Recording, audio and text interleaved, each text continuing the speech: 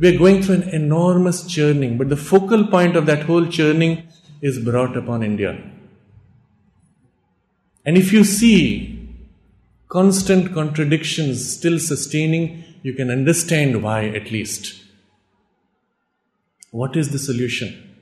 What is it that India needs truly? The work half done to be completed. We have won political freedom. We have still not won our cultural freedom, our intellectual freedom and the spiritual freedom. All these have to be conquered. All the forms of national life have to be recast.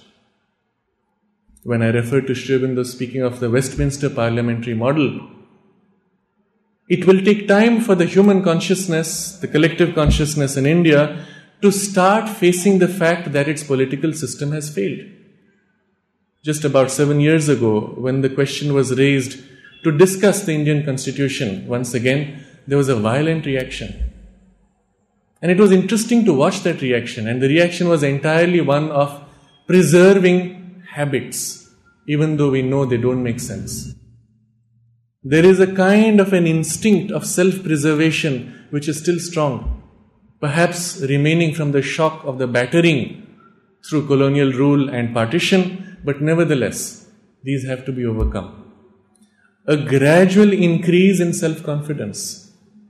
For all these, the formula Sri Aurobindo offered when discussing the world reunion, he said, the first requirement would be that all the nations must rediscover their national identity.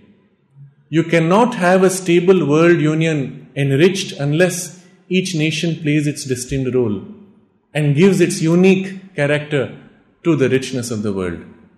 And applying that principle to India, the rediscovery of India's national identity